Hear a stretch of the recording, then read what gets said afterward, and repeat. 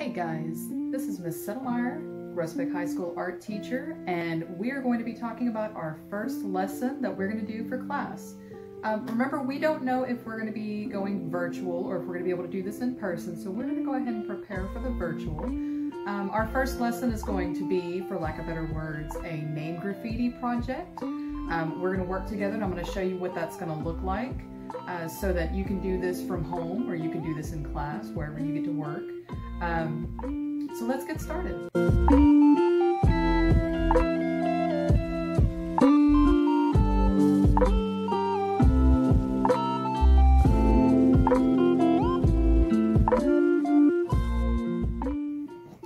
So let's talk about the objectives first.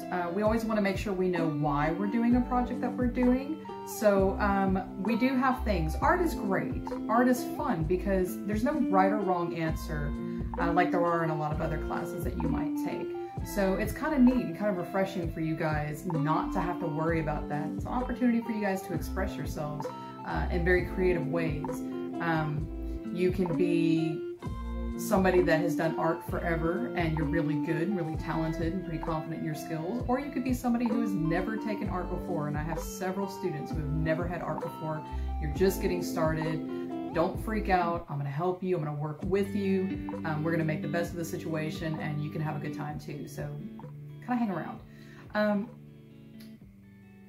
But with that, even though there's a lot of choices with art, there are certain things that we do need to learn. And we're going to talk about at the beginning of every lesson, and this being your first lesson is going to take a little bit longer. We're going to talk about what those objectives are. So with this project that we're going to do, your objectives are going to be that you're going to manipulate letter shapes. Again, we're doing a graffiti name, so we're going to be drawing letters. I'm going to show you some different ways that you can do that. But you're going to manipulate letter shapes to create the style of your choice. And I keep referring back to graffiti because I think that's something that you guys can visualize in your head. Your second objective is going to be to experiment with a variety of line qualities so that you can create interest in your artwork. And we're going to talk about what that is a little bit later. Your third objective for this project is going to be to communicate things about yourself by filling up negative space with images that symbolize who you are and what you like. And we're going to talk about positive and negative space as well a little bit later on. So let's talk about the materials that you're going to need in order to do this project. Again, if we're working virtual, you may only have limited supplies at home, and that's fine. We'll work with what you have. If you're in the classroom with me, you're going to have a little bit more options, a little bit more variety that you could choose from possibly. But whatever you can get your hands on, we're going to make it work for this project. So what you're obviously going to need is some paper. A lot of you guys probably have sketchbooks at home. If you don't, but you can afford to get one, that would be great. You can get sketchbooks at Walmart. You can get sketchbooks at Big Lots. You can get sketchbooks, I think even at H-E-B and Brookshire's probably have some cheap sketchbooks that you can get too. The idea is that you want some blank paper. If you have computer paper, that'd be great too. We're going to try to avoid notebook paper. If you absolutely cannot get a hold of any paper, let me know and I'll try to get some to you. You're going to need pencils to draw with. I use pencils at home that are the Daler Rowney brand from Walmart. Daler Rowney makes a lot of, I would say, student quality materials. They're not extremely high quality art materials. However, they are affordable.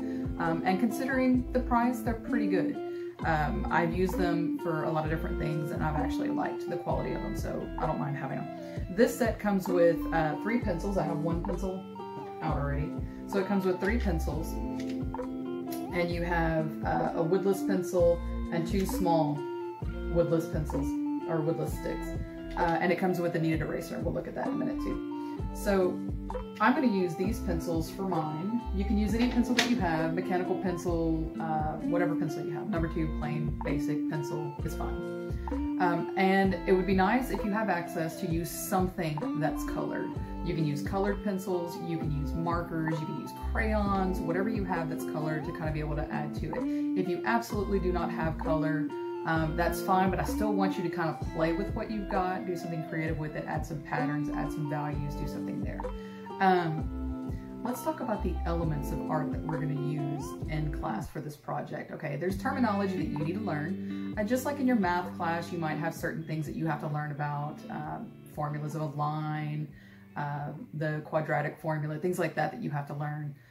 There are things in art that you have to learn as well, and we call those the teats, just like any other class has teats. And we have 4 foundations, and the one that you're going to be learning primarily about in class is probably going to be the aesthetic foundations, which is going to be your elements and principles of art. Especially if you're an Art 1 student, you're going to hear me talk about elements and principles of art a lot. So let's look at the elements of art that we're going to be using. The first element that we're going to be using, which I think is pretty much used in any drawing that you do, is line. Line in art is any path that's made by a moving point, okay? So it's not like math. Math line has to be straight and it goes on forever and ever. We don't do that, okay? So we can have all kinds of lines, and we'll talk later about what those lines can look like. We can really have a lot of fun playing with those lines. So any path that's made by a moving point, when that pencil touches the paper and it moves across the paper and it leaves that mark behind it, that's a line. We're going to be talking about shape, okay? So obviously if we're going to be doing graffiti, we're going to have lots of shapes on there. You're going to have organic shapes and geometric shapes. That's the way that it's broken up. Organic would be your more natural, free-flowing, curvy type shapes. And your geometric would be more straight edge type shapes. Kind of think of geometry being the math class with like your triangles and your squares, your perfect circles and things.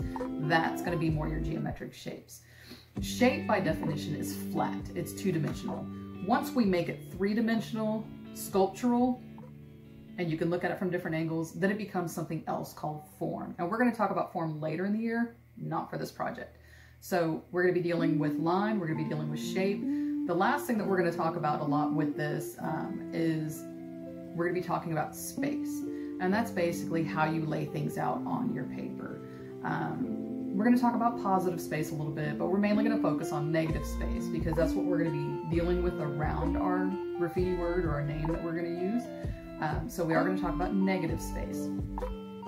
There's another way that you can break down space too, and we'll talk about that in another project as well.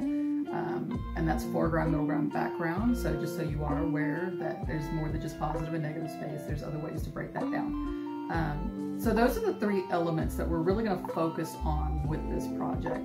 We're not going to focus on principles just yet. I like to kind of get y'all rolling with the elements first. Think of those as like the ingredients of the recipe, and then your principles would be your instructions, what you're going to do with those ingredients. And we're not quite there yet, so we'll hold off on that part just a little bit, and we'll come back to it later in the year and we'll talk about some of those principles. All right, so what I'm going to do is at this point, I'm going to switch over and I'm going to try to record my actual drawing and show you the steps of what we're going to do to make this drawing happen, okay? All right, so what I'm going to do now is I'm going to kind of walk you through this step by step on my paper so that you can see what I'm going to do. Now, right now I have my paper landscape, and what that means is that its length is this way, okay? It's long this way. I could do my paper like that, and that would be portrait, and that'd be okay, but for my purposes, I kind of want to do landscape just because my name is a little bit longer, and I think that would be better. Forgive me. I'm trying to do this on my phone. Eventually I'll have some better equipment since we might be doing this virtual stuff a little bit longer. So bear with me as I try to show you what we're going to do. Okay, so your first step, anytime you're working with drawing graffiti, is to kind of map out where you want your name to be. I'm going to do this kind of simple. If you're an advanced student, you like to draw, you do this kind of thing, you take it as far as you want to. I've seen some incredible things from even Art 1 students who like to draw. Always feel free to go above and beyond and get as wild and creative as you want. But I am going to keep it simple for this project right now. I'm going to use a 4B pencil right now, but only because I want it to show up while I'm on this. I'm hoping that it shows up pretty well on the video. You'll look and see where it has, oh, I have it upside down. You can see where it says sketching 4B. It's kind of hard to see. There we go. And that number and that letter will tell you what kind of lead you're looking at. Okay? And so I have this one here, is an HB. It's kind of hard to see again. An HB pencil is kind of like using a number 2 pencil. Pretty much the same thing. And then here I have a 2B. Okay, a 2B is a pretty good pencil to use. It's a little bit darker, gets a little bit softer, easier to smudge and to blend than, say, a number 2 pencil. Kind of a nice pencil to work with. I like using a 2B quite often, actually. Here we have the 4B. Okay, the 4B is going to be darker and softer than the 2B. And you'll notice a pattern there. The more the number goes up, the darker and softer it's going to be. And the darkest pencil I've used was a 9B. It was so soft that it was actually pretty much water soluble. I could go through and put like a wash over it, and it would actually make the pencil sort of kind of wash out, kind of almost like paint, but it was pencil. So that was pretty cool. But what I'm going to use right now is the 4B. It should be dark enough for me to get what I need. But I would recommend, especially for when you're getting started, to draw as light as you can. You'll hear the phrase, draw it light until it's right. And the reason you want to draw light is so that if you want to go through and fix any mistakes that you had, it's a lot easier to erase if you've drawn very, very lightly. Okay, you barely want to brush that tip across the surface of your paper when you're sketching it out and mapping it out. But I'm going to be a little bit darker, and that may end up causing ghost lines later on, but if you draw really lightly, it should avoid that problem. So the first thing you want to do when you're working with any kind of graffiti type lettering is you want to lay out your letters, okay? So I want my name to kind of go across this way. And I'm going to come in and I can do any kind of name that I want. And I'll show you a couple little things on here so you can see some examples. But I'm going to lay out what I want it to look like. Can you see? Oh yeah, you can see that. So I don't have to draw real dark right now. So maybe I want my S to be big.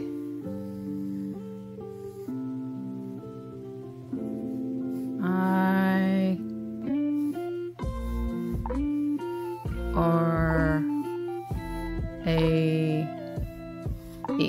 Okay, so there's my name. That's my first name. Disclaimer, you guys don't get to call me by first name until you graduate. So it's Miss Settlemeyer until you graduate. And to be honest, I've only had one student ever who's graduated and called me by first name, and after they did that, they thought it was weird, so I've pretty much been Miss Settlemeyer everywhere. Alright, so now we're going to do the next part of it, okay? If you want to keep it basic and you don't want to go real extreme, then what I try to do is I encourage something I call the build a highway method, okay? And we're going to pretend like these lines are the middle of our lane, all right? And what that's going to help us do, we're going to put a lane on each side, and that's the middle marker of our highway. And by putting a lane on each side of our line, it's going to keep our drawing balanced out, okay? And it's going to keep it the proportions that we want. And you can do this as thick or as thin as you want. I'm going to go kind of like a medium thickness. So I'm building a lane kind of around. And right here I had my letters kind of close, so those are probably going to touch, maybe even overlap when I'm done, and that's fine. I'm trying to pay attention to things like, if this comes in here, I want to imagine where it would cross over. And then it's going to come around here. Alright, the rest of this, what I'm going to do is I'm not going to talk, and I'm going to speed it up so that you can see what that's going to look like all the way across, okay?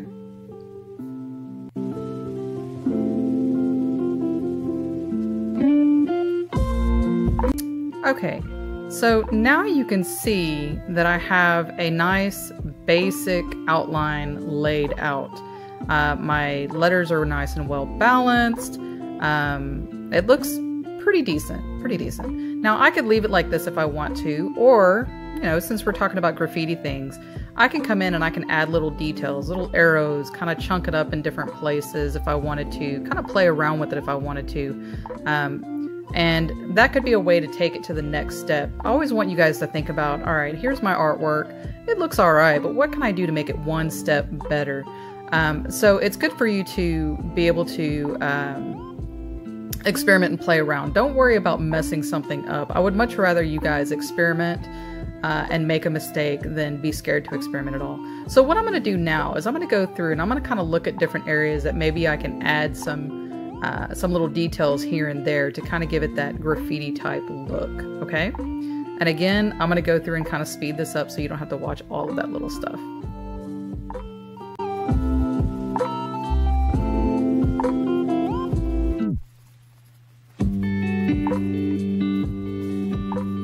Okay, so I've kind of gone in and added a few little details here and there, kind of give it a little bit of a cool, creative type look, but just with some basic little additions.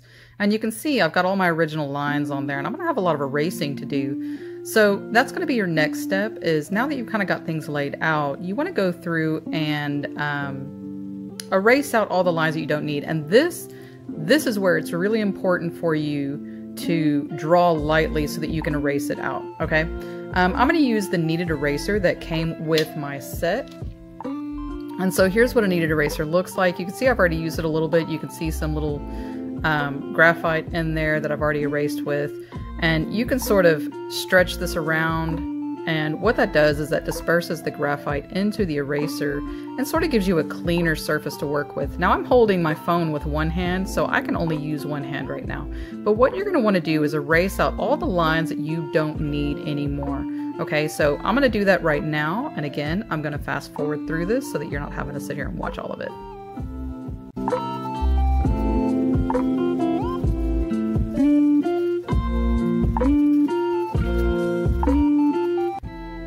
Okay, so now you can see I've gone in and I've erased a lot of the unnecessary lines that I didn't want. It's not perfect. I need to really kind of go over and trace over things. This is a good time to really start looking at those line qualities that we talked about, or that we mentioned earlier that I said we were going to talk about. There's different qualities to line that you can look at. And one of those qualities that I want you to think about, and I'm going to have a separate lesson for you guys to look at that talks about line quality. It'll be just a basic slideshow presentation. But think about where you can add thicker lines and thinner lines and kind of really play around with it. If you've ever looked at like anime or comic books, you kind of see people using line qualities when they do these drawings. And you'll have certain areas that are darker, thicker lines, and you'll have some thin, wispy lines in certain areas. And I want you to kind of play with that a little bit. So think about where you can add some thicker lines, some thinner lines, and really play with that, okay? You can see here that I've got certain areas that did not erase really well. Again, that's coming from the fact that I'm using a 4B pencil and I'm kind of drawing dark so that you can see it on this video, okay? So I'm gonna go in and I'm gonna look at areas that I can sort of play with my lines and kind of thicken areas up and not have it one same boring thickness.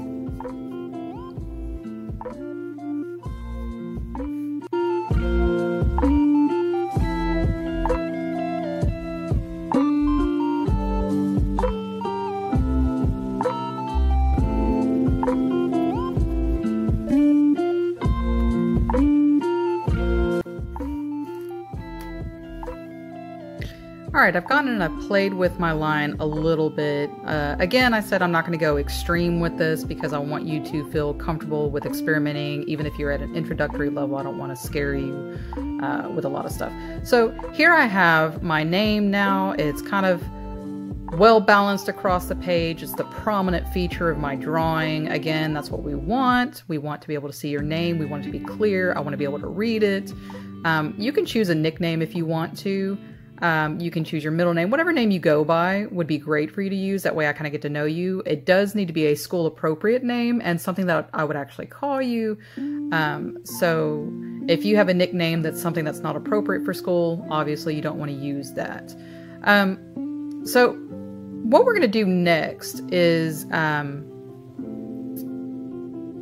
I'm going to take a break before I get to that point, but what we're going to do next is we're going to take this part right here, our name, which is our positive space, and we're going to shift gears and we're going to focus on the negative space, okay? So the name is our positive space. That's the occupied space. It's where the artwork is.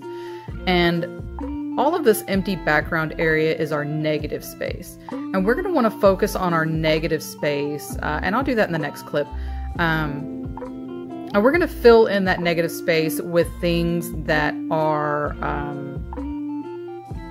things about us, things that we want to communicate, so that, you know, when I fill up my background here, you're going to go, oh, hey, I know a little bit more about Miss Settlemeyer now because of the things that she put in the background of her picture. And that's what I want. Let's communicate our ideas. Let's talk about ourselves a little bit. Let's put things that we're interested in the background of our picture.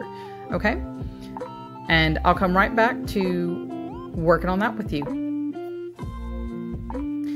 Okay, so what I've done here is I've kind of skipped ahead. Some areas are sort of hard to see, in particular this area here might be a little hard to see. But instead of having you watch me draw the stuff, I went ahead and just drew it in real quick.